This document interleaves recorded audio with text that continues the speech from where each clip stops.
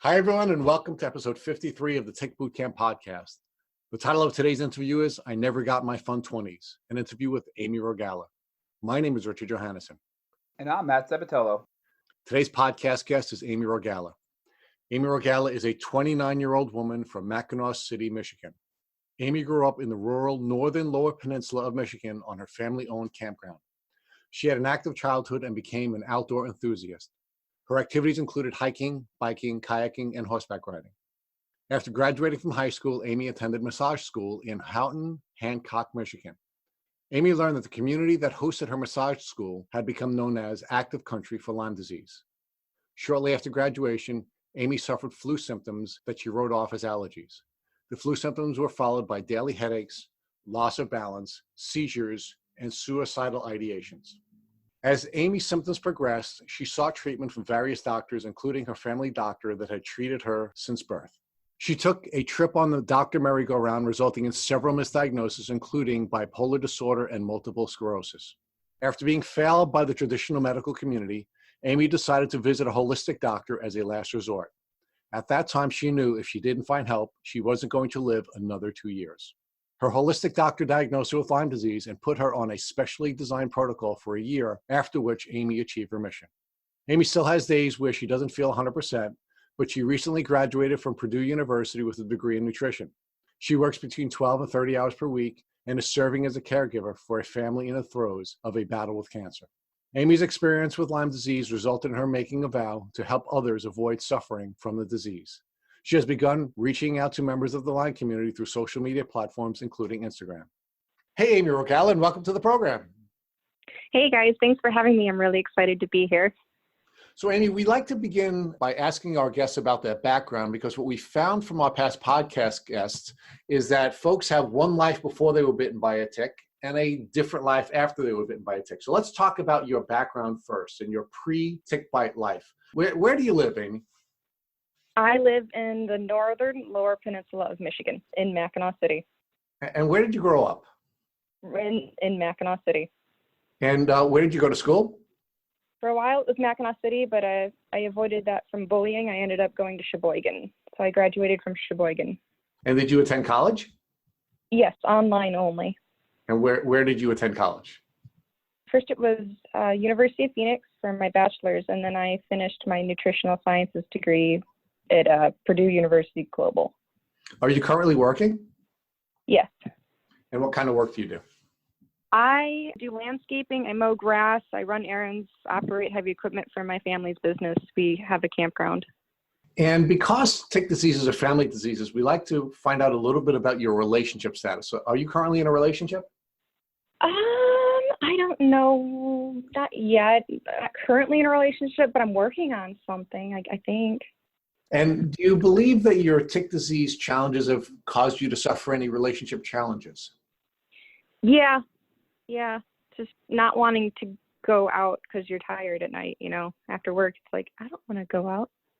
Amy, can you tell us a little bit about what your goals were before you started to suffer the symptoms of your tick disease?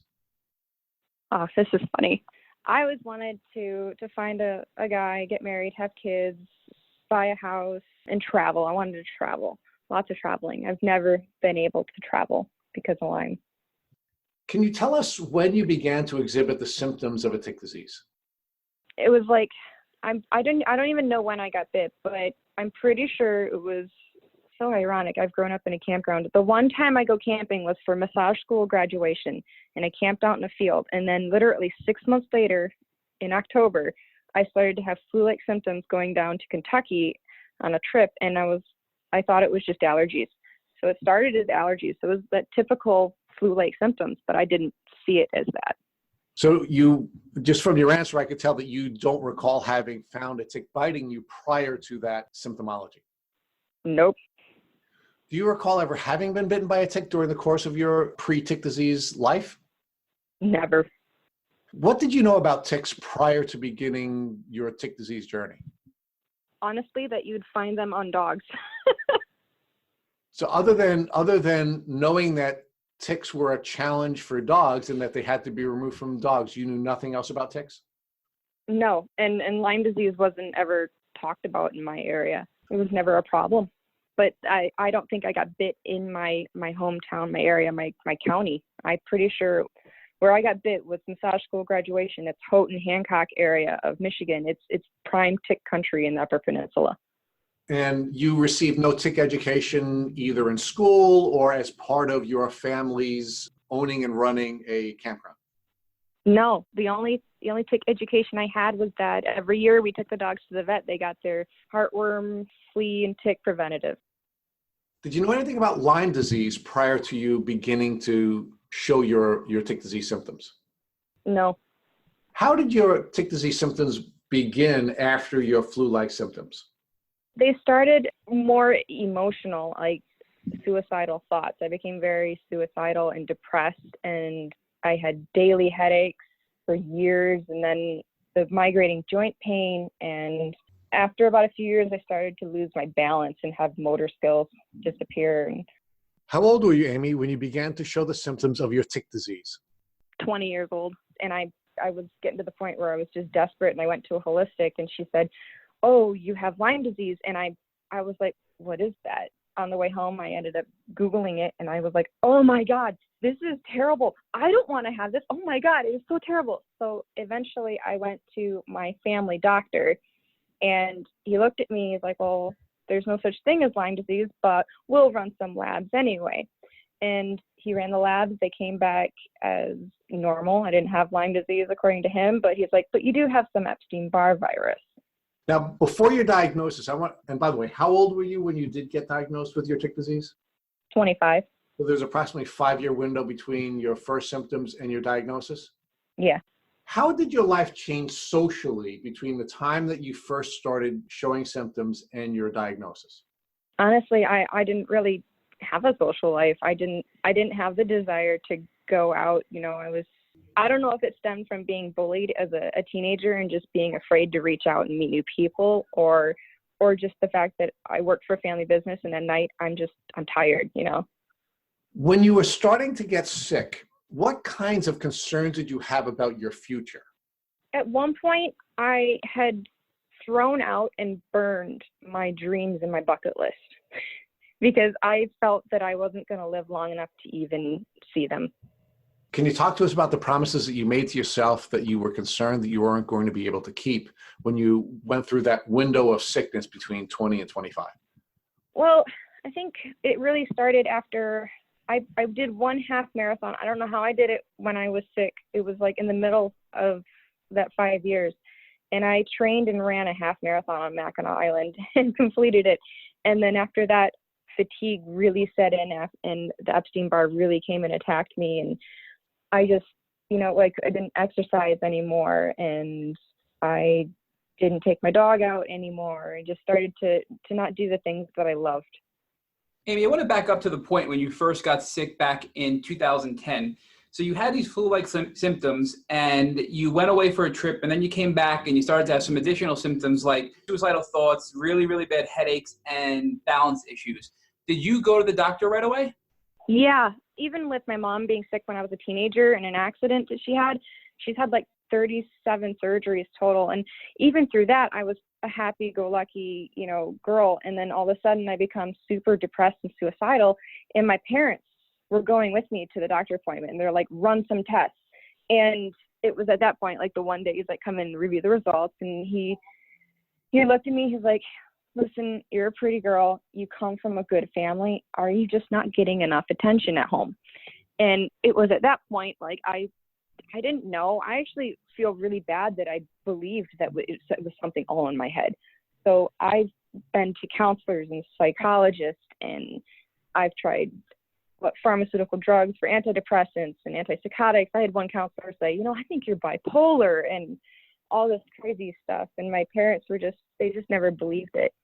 Was that taken into consideration by all of your doctors at that point to say, "Hey, look, this child never had any issues, but yet out of nowhere here, now she's 20, she's having these new symptoms that also have physical symptoms that go along with them"? No, I don't think they did. I think they were contributing it to the stressful family. But because I was raised in a family with strong faith, we knew that life isn't easy, and you go through these trials, and there should be there's a reason. I don't know if there's a reason that everything happens, but everything that happens today is preparing you for tomorrow. Do you think that your doctors dismissing this to be a mental health problem prolonged your diagnosis and ultimately had an impact on the severity of your illness? Yes. At what point did you realize that it sounds like you did accept that it potentially could be a mental health issue in the beginning, but then there was a point where you realized, hey, this is not the reason. I need to figure out what's really wrong with me. When did that pivot occur, and what doctors did you start seeing at that point? I started to lose my balance. At first I would go to tie my just bend over and tie a shoe, and I would fall right over. I'd fall down a lot. I'd sprain ankles. I'd trip. I thought I was really klutzy, but then I was like, this is something else. And I started to gain weight, and I couldn't lose weight no matter what I did. How many doctors did you see in total before you got your Lyme diagnosis? 7 total. 2 family medicine, like MDs, 1 psychologist, a therapist, 2 counselors, and then my holistic included, who told me the Lyme disease when I was like 23. When your Lyme disease potential diagnosis got thrown out when you were 23, a couple of years before your ultimate diagnosis that was taken much more seriously, did you believe that there was something to it, but then you say, hey, the doctor must know best. He's a traditional MD, so I want to listen to the doctor? Yes. Yeah, that's the way I was raised, and I was like, I'm gonna trust him, trust him with my life, and now you can't really hold regrets in life, but I look back and go, man, I was so naive. I mean, this was a 5-year period of having severe symptoms, both psychological and physical, all resulting from the Lyme disease. Was your faith an important role in getting through this period without really having a breakdown? Yes, I mean, even with faith, I just, at some points, like, I just wanted the pain to end, I just, like, couldn't take the suffering anymore. But I always wanted to believe that something good is coming around the corner. It's going to get better. It's going to get better. So I'd like to understand the endpoint of your 5-year period before you got diagnosed. So what doctor did you find that ultimately diagnosed you? And what was that experience like when you realized that I really have Lyme disease? Yeah, I went to my holistic one last time. I was going to completely give up. Like, it was at the point where I was like, I wanted to literally end everything. And so she was my last resort. And I went to her, and her machine, the electrotransdermal, was reading. She's like, I don't know what it is, but there's something attacking your immune system. And she said, I'm going to send you to this primary care physician. She will run some tests that are a little out there that some doctors won't run, but, she'll do this. So I was like, all right, let's schedule it. So I told the clinic, like, what my symptoms were. I needed to get in. This is what I needed done. They squeaked me in a little bit faster because I was about to lose my health insurance in Michigan. And she ran these tests. And the 2 that came back is red flags. One was called a C4A, basically complement proteins. It's these antibodies your body has to fight infection. You always have a certain amount. And normal is about 1,000, and my labs came back as 15,344, so extremely elevated. And then the second test that came back was my liver enzymes. I was 25 with the liver of a 48-year-old alcoholic. I was on the verge of liver failure. You mentioned that you did something called an electrotransdermal assessment. And ultimately, this is really a means to properly diagnose people with tick diseases like Lyme disease and other diseases that don't really have great diagnostic tests, right? Right. My holistic says that it's used more commonly in Europe by doctors there. They're getting into it. It's just here in America, it's still like taboo and just, it's like quack stuff. Since most doctors just don't think Lyme, did you get misdiagnosed with anything before this Lyme diagnosis, other than you mentioned that they said potentially depression and anxiety? Yeah, my primary care, I started to develop, like I said, the off balance and the coordinates. I started to lose my ability to walk and talk. And at that point, my doctor was like, oh, you have MS. And he wanted to run the MRI. And my insides were screaming at me. They're like, don't do it. Don't do it. So I set up the MRI and I canceled it. And I walked away from that till eventually got to the point where I went to my holistic. And I later met someone local who went to the same holistic, had Lyme disease, had the same treatment, except she ended up getting diagnosed with MS. And she's like, it's permanently on my health records. So any symptoms that further develop, they contribute it back to MS. And now that you're with your holistic doctor, what was your viewpoint on the duration of time that you were sick? So you were sick for 5 years. Do you believe that not only did you have to now kill the bacteria, but also recover from the damage of the bacteria? I think after when I hit remission, according to my holistic, she actually said, you've beaten Lyme disease faster than anyone I have ever treated. And I think it was like a good year, 2 years that I did not work at all. I just couldn't do it. And I think I took 1 year to treat Lyme disease and 1 year of just full on recovery where I just had no energy. And so you went on, you were treated for 1 year, and then after treatment, you had a 1 year period of just letting your body recover, it sounds like. Yep. What treatment did your holistic doctor give you to attack this disease? My holistic ended up developing her own treatment. It was like a tonic. You basically would take droppers and you could put them in a water bottle, but I would directly put them in my tongue. And she used herbs like oregano, cat's claw, cloves, wormwood, teasel, spearmint, golden seal, rosemary, and devil's claw.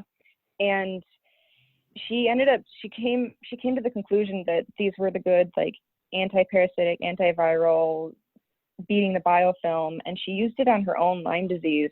She had a strain that was starting to eat the cartilage out of her joint.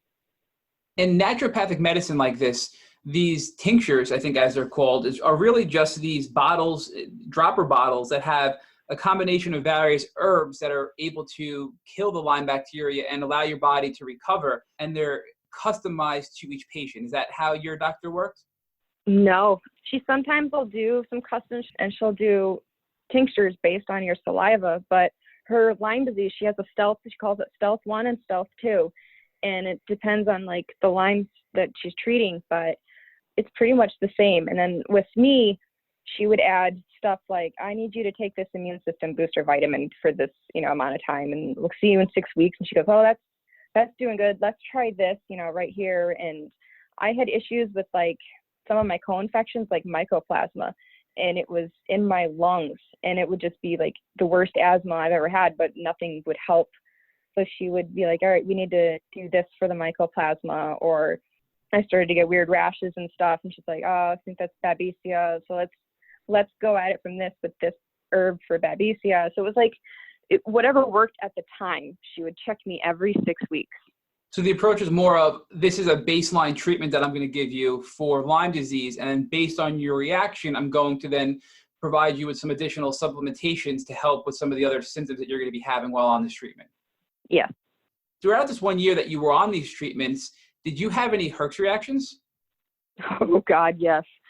I started to develop seizures, and I didn't know it because I mostly would just lay in bed all day. The most I could get up was go to the bathroom, let the dog out, eat something, drink water, and then just back in bed. It was like just mostly in bed. And my mom came in on me one day, and she was like, you were having a seizure. And she said, I was so scared. I was going to call an ambulance. I wanted to call 911, but she's like, I knew that medically the doctors in the ER, they just wouldn't be able to do anything. And for me, I had this weird, with my Lyme disease strain, for some reason it would block prescription pain drugs or prescription anything. And so even if I did go in, who's to say that, anti-seizure medications would have even helped me?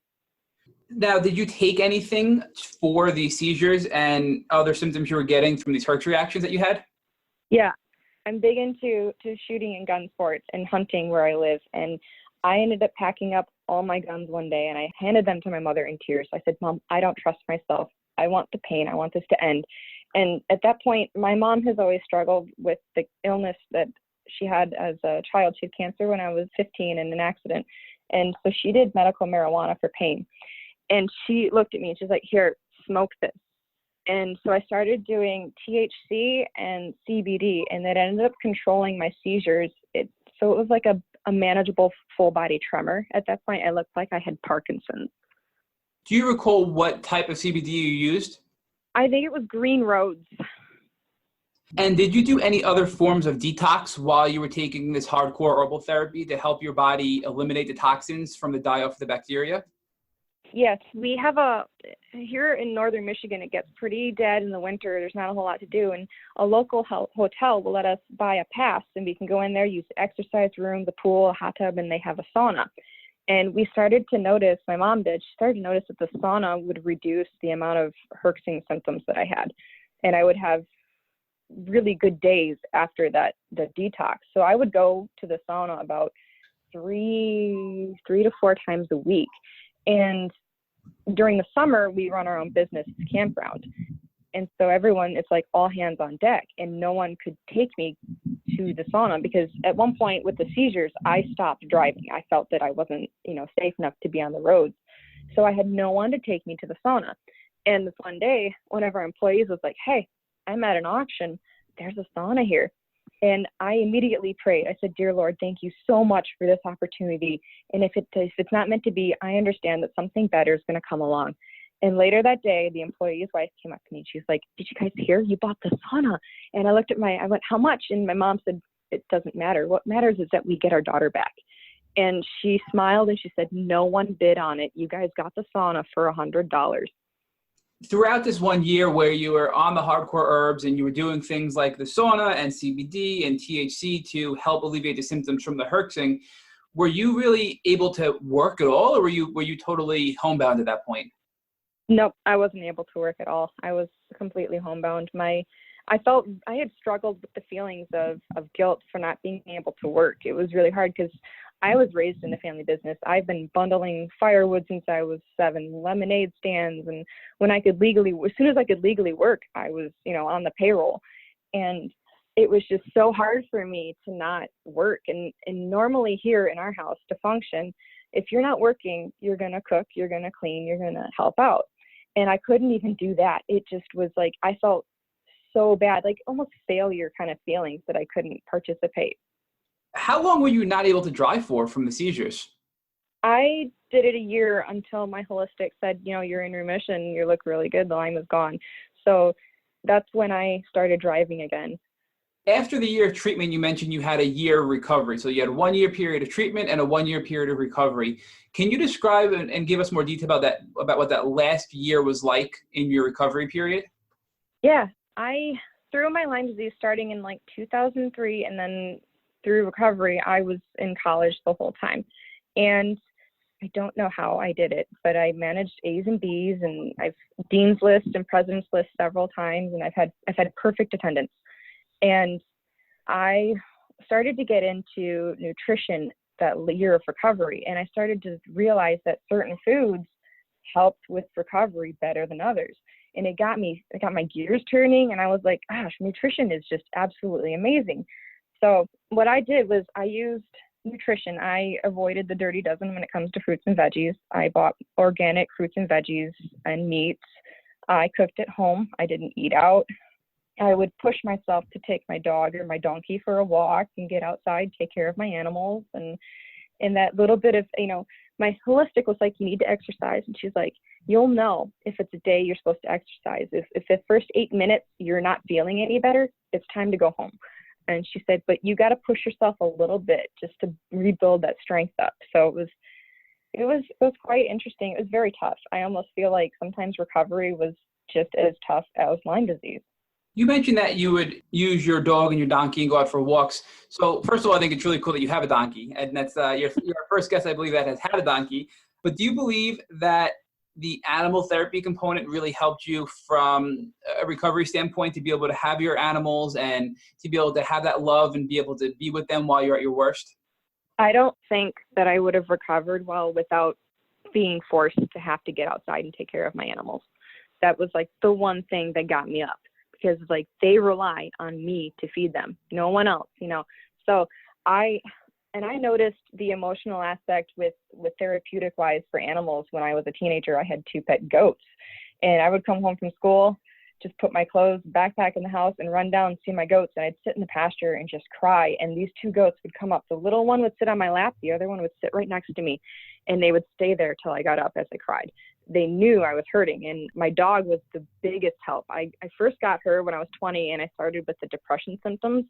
I had a counselor who said, I think an emotional support dog would be a very good idea. So I ended up adopting a puppy that I trained. I spent like just so much time training her. She is just an amazing animal now. And eventually when I started to lose my ability to walk and talk, she became my physical support dog. So I was able to go out into public and, I wouldn't fall over. My dog was right there. She knew when I needed help. And now that I'm in remission, I haven't needed her help like that. And she's been taking care of my mom, who fights with stage 4 metastatic breast cancer.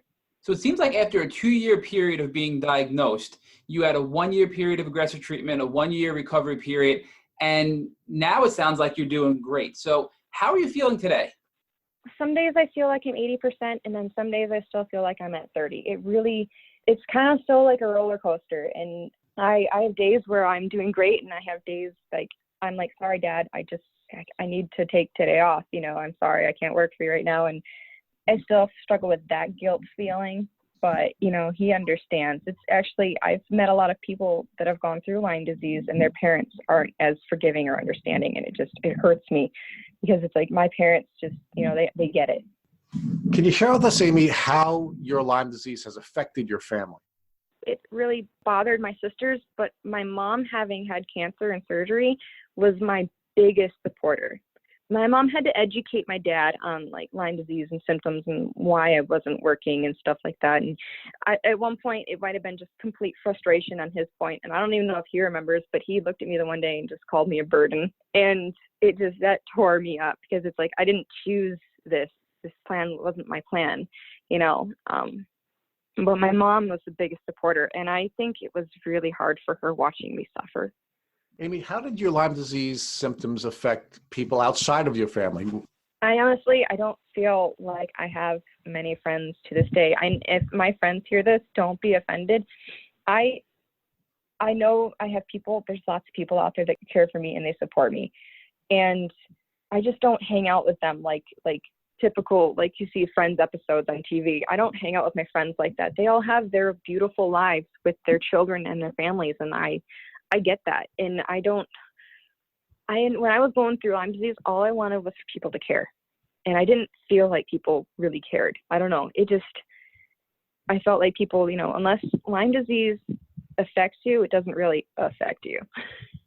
But I don't know. I just never maintained the relationships. And who really wants to hang out with someone who's canceling on them all the time because, I'm in a lot of pain today, or I have a migraine, or I just can't seem to get out of bed. No one wants to keep maintaining a relationship with someone like that. So I just never, I just kind of gave up. Not that I gave up on friendship. I don't know.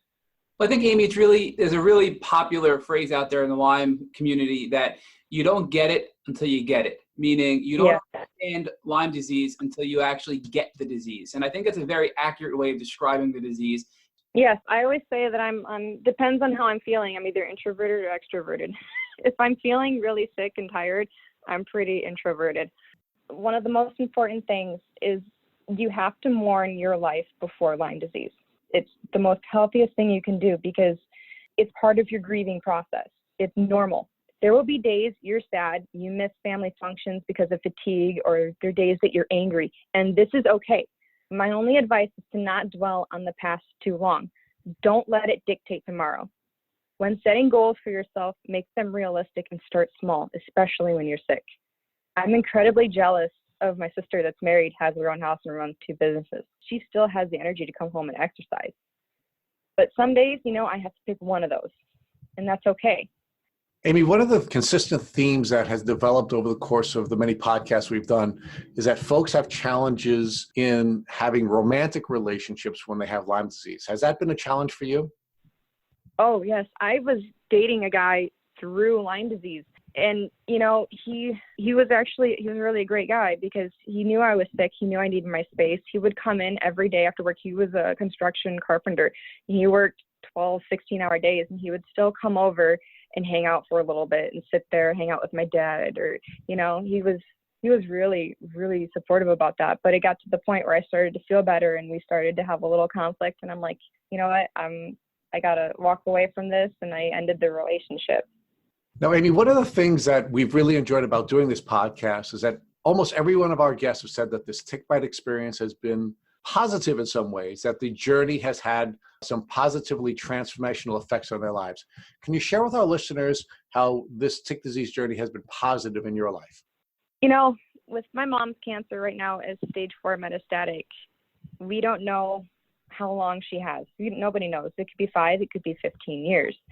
And things like cancer in life, like almost near-death experiences, really make you look back and ponder your mortality. So I think that without Lyme, I'd be taking a lot of things for granted. And how has that affected you emotionally and spiritually? You know, still living at home. Well, I've got 2 younger sisters. So I got one that's married and runs part of our business, and I got one that works for a bank and rents a house from my parents. And, you know, I still fight with those feelings of inadequacy and being a failure. But, you know, at the same time, being able to live at home, and now that I'm doing really good and I can take care of my mom as her primary caregiver and spend all this time with her, someday I'll look back and be glad that I chose to take and tackle the hard stuff every day. Now, I mean, another type of transformation that we've seen from our past guests and from the people we consider to be the experts in the Lyme community is that they've developed a special kind of strength to protect themselves and others from tick bites. So here at Tick Boot Camp, we call those folks, those superheroes, tick hackers. And I want to ask you as a tick hacker, if someone you cared about called you tomorrow and said, hey, I have a tick biting me on my leg, what advice would you give them to help them to prevent themselves from getting sick? Don't take it lightly. Fight hard and give it all you've got. Be your own advocate. I feel like from being part of support groups and online and stuff that antibiotics are not the only way to treat Lyme disease. It is too intelligent of a bacteria to just go at it one way. I feel like you have to try and you're going to have to do that trial and error. And I know some people have spent hundreds of thousands of dollars. I mean, stem cells, and you find something that works, you got to go with it, because Lyme disease is one of the most intelligent bacteria I've ever seen. Amy, thank you. You are a tech hacker, and we've been blessed to have you on our podcast, and we're blessed to have you share so much wonderful information with us. Amy, I have one final question, the final question for you, which is, I was super interested in your pre-interview questionnaire. You had conducted some tick experiments as a tick hacker. So can you walk us through what those tick experiments were and what you learned from them? All right. Yeah, I pulled a tick off of my dog, and I usually, every time I found one, I would send them into the Bay Area Lyme Foundation. They would do testing. They would do free tick testing because they're trying to develop new testing for humans. And I decided one day that I was very angry with Lyme disease, and I thought I would take it out on this tick, even though. So I put it on a piece of paper, and I would draw a ring of like some sort of, I tried DEET, and I tried several holistic natural bug repellents. And I was actually like shocked. I did a ring of DEET on this piece of paper, and the tick walked through it and basically like laughed at it, like, you think that's going to stop me? I was like, I was absolutely shocked, because I'm like, DEET, that's what they're saying. Oh, use DEET. That's the best way to protect yourself, you know? And I was stunned. And I found the best one. There's a brand called Bug Band. It's a spray-on lotion. And then one that I've used on my dogs and horses that I use on myself, because the ingredients are they're fine. It's called Bug Pellet, Pellent. And those seem to work the best against ticks. But from what I found for your yard is that the chemical versions work better. And I know people, like with Lyme disease, and when you become health conscious, you want to try and take the more natural route. I feel with your body and what you put on your skin, that's true. But with your yard, at one point, do you really want to take those chances? So I use a chemical spray in my yard. It says it's good for 6 months, but I usually do it about twice a summer. So from your experience, chemical spraying for your yard has been most effective, but for the human, for the body protection, the recommended DEET is not as effective as some of the natural protections you can use based on your experiments that you've done. Using DEET, I would use that rather like on your clothing as like a secondary option, and use on your skin, direct skin contact with more than natural stuff, because people forget that your skin is your largest organ. I mean, it takes less than 30 seconds to absorb something that touches your skin. Thank you for listening to the Tick Boot Camp interview with Amy Rogala. To our listeners, we have a call to action. First, if you'd like to learn more about Amy Rogala and her tick disease journey, please visit her Instagram at RogalaAmy. Second, if you enjoyed this episode of the Tick Bootcamp podcast, please share it with your friends by using the social media buttons you see at the bottom of the post. Third, we here at Tick Bootcamp have created a Tick Bite blueprint that is inspired by the information that has been shared with us by past podcast guests. We urge you to visit our website at www.tickbootcamp.com to view the blueprint. We would appreciate it if you would contact us with any suggestions you have for improvements. Fourth, don't forget to subscribe to this podcast on iTunes, Google Play Music, or Spotify to get the automatic episode updates of our Tick Bootcamp podcast. And finally, we thank you, our listeners, for your past comments on our podcast. Please take a minute to leave us an honest review on iTunes, Instagram, and our website. We make it a point to read every single one of our reviews. Thank you for listening.